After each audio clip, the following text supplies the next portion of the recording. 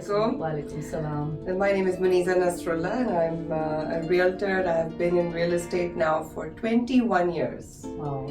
It's been a while. So 21 years, going strong. I started at a time जब लोग पूछते थे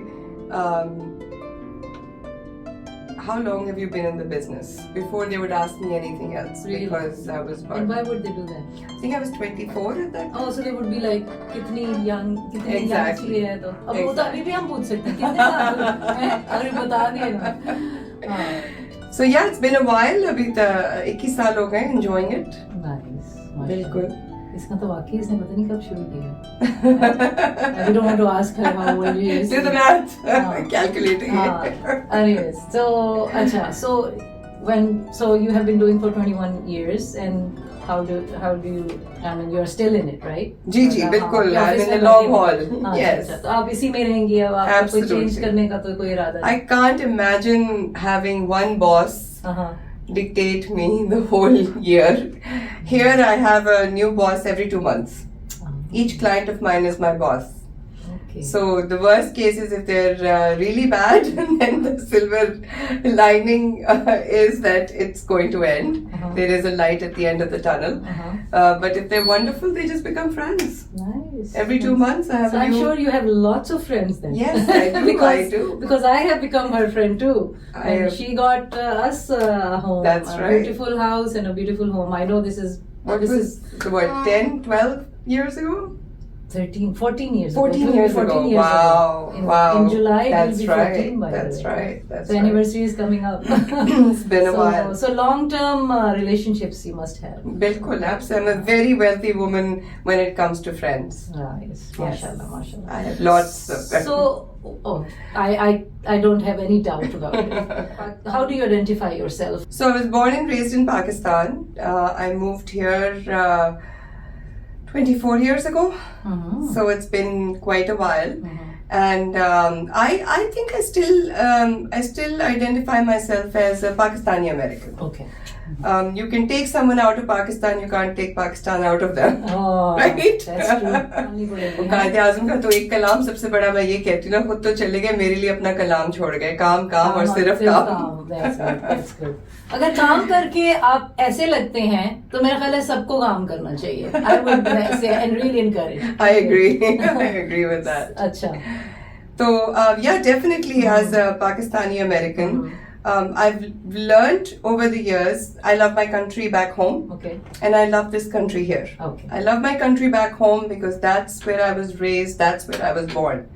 I have, you can travel the whole world, you can have the best of the best आसाइशें को क्या कहते हैं English में? Benefits and privileges and facilities, exactly. But you can never replace that feeling of home, because that's where my childhood is. Childhood is all still stuck in Pakistan, and every time I think of Pakistan, it's like thinking back very fondly on your own past, and it always stays with you. And family must be there, and Of course, absolutely. So do you visit?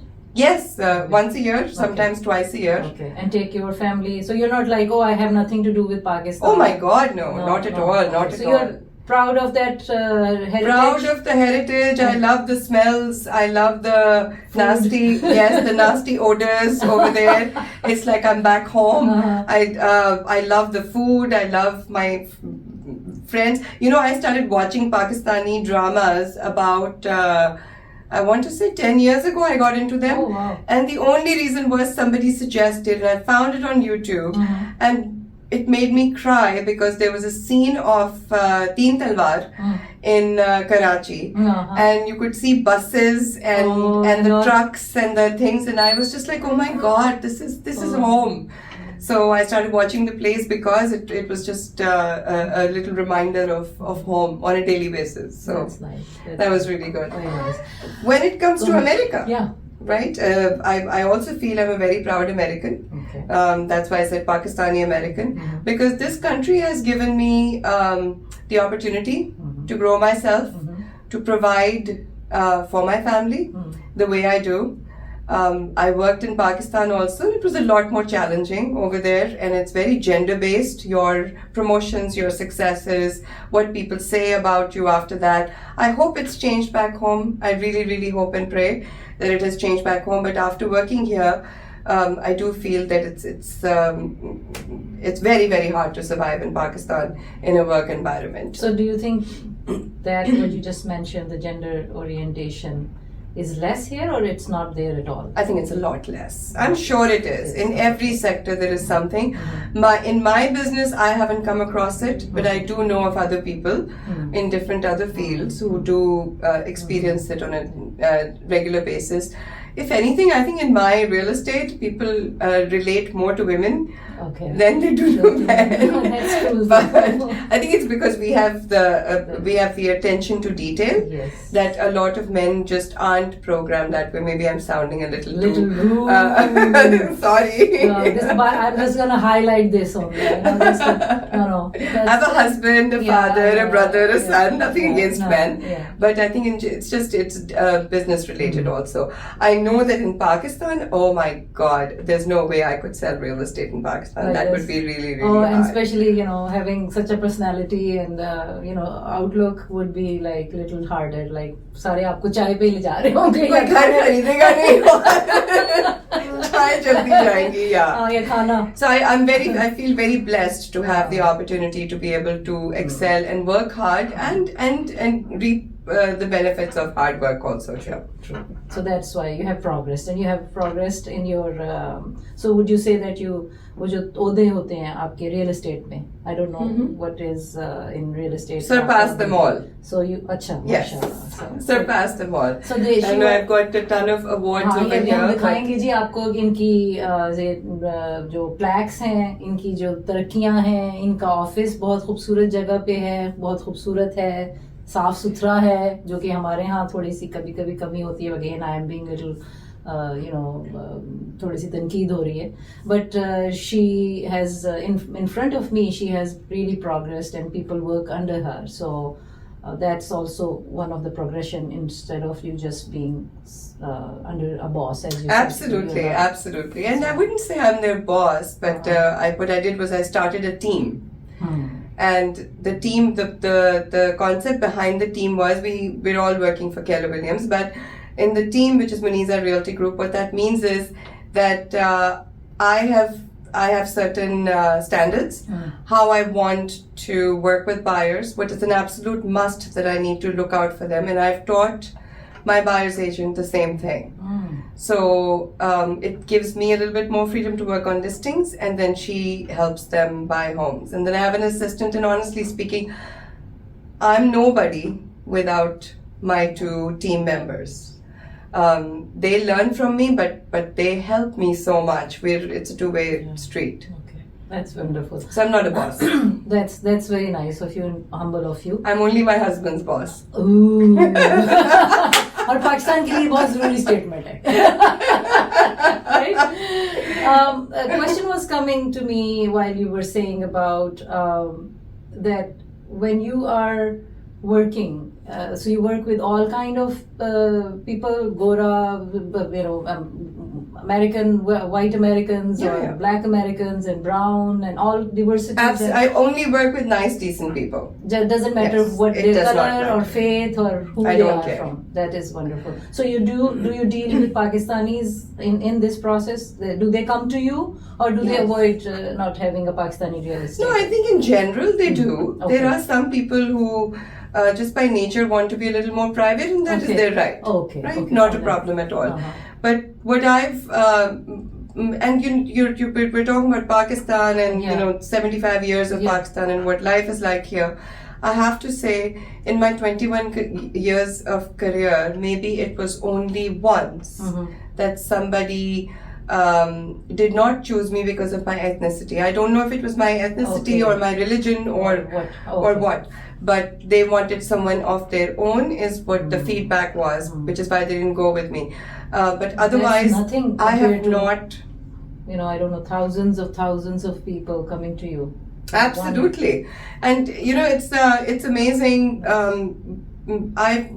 worked with all, American, black, white, you name it, Chinese, Indians, lots and lots of Indians. And, this is back home, people think that Indians don't want to work with us or they're enemies. I'm so sorry to say it's so different here. I completely understand the sentiments of border and Kashmir and all that.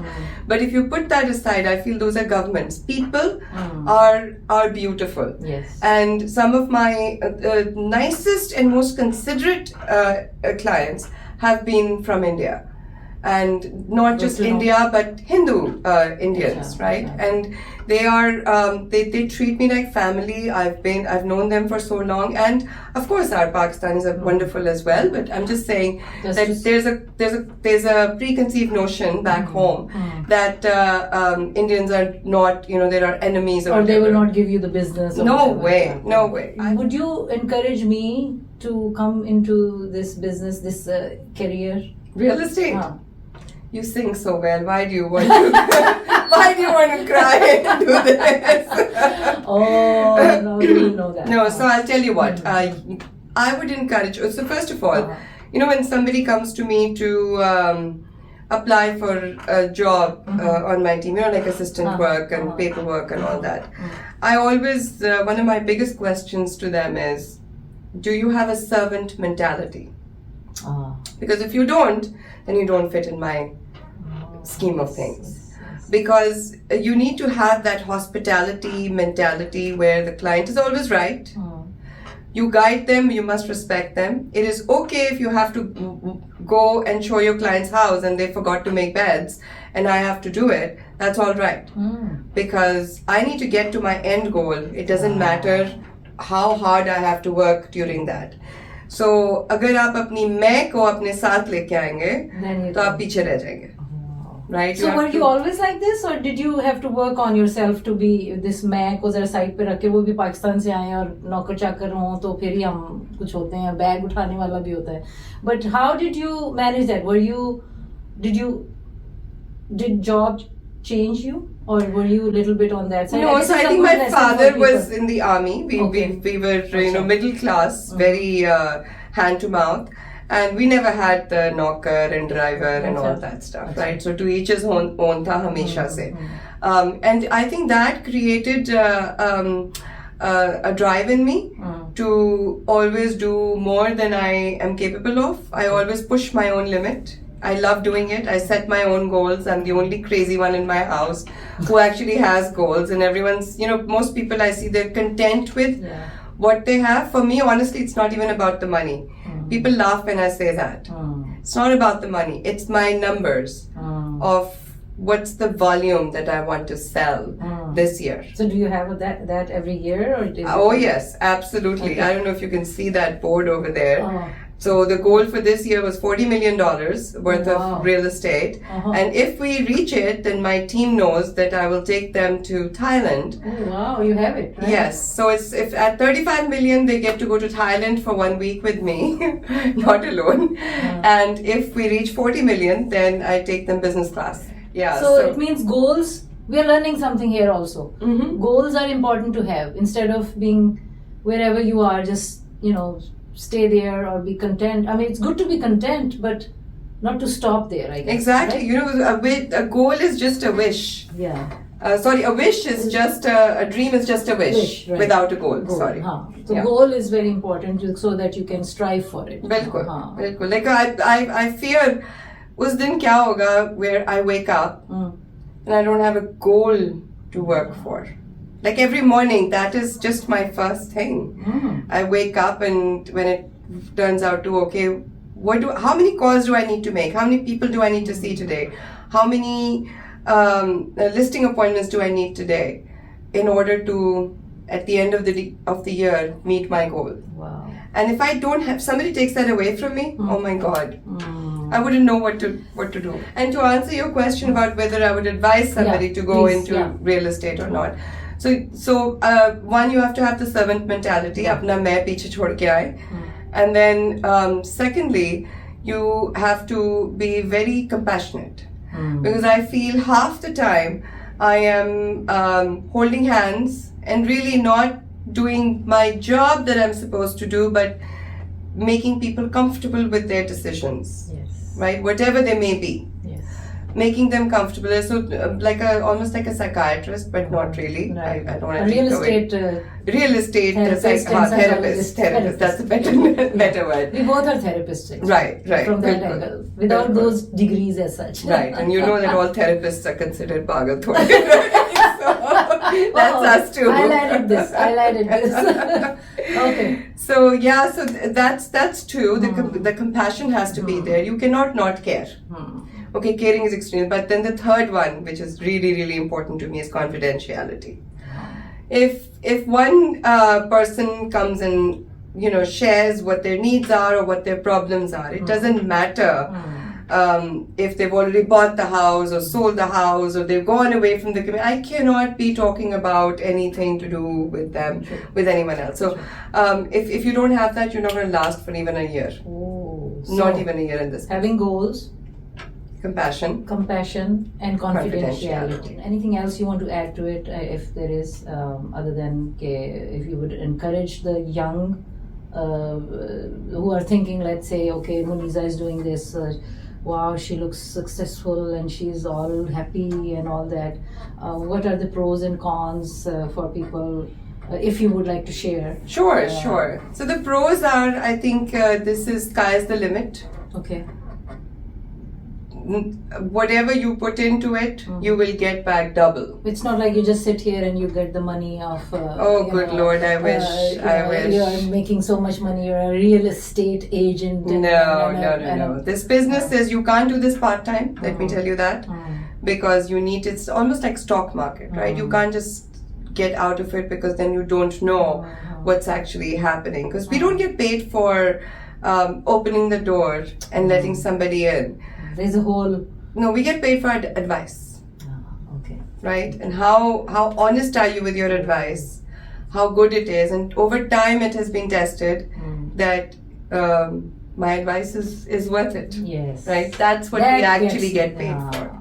That's the reason. Sometimes people will say, oh, she didn't even show me the house. I sent her the house. That's okay. That's no biggie. You get your feed from all sorts of websites. That's not a biggie. Yeah. The big thing is, do I let you buy that house or not? Is it good for you or not? What are the problems that are going to happen later on? That's where you have to be really Exactly. transparent and honest. Exactly. And that's when, if you don't have that knowledge, you can't advise somebody yay or nay. True. Right? That's the big one. But besides that, yes, the pros are that, with realtors, I know this team in the Keller Williams office, they make, it's a husband-wife team, they make over $1 million a year. Oh, wow.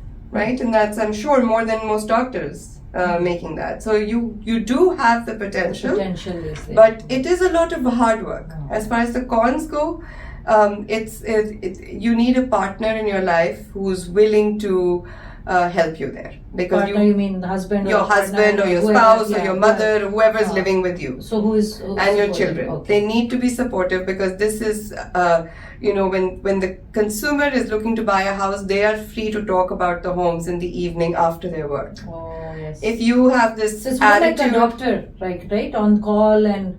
Right. I mean, I learned over the years to stop. Anyone who texts me after 9 o'clock, I make sure I text them at 5 in the morning, because that's when I'm up. Yeah, that's true. Because I don't think there's anything such as a real estate emergency where somebody's life is at risk. True.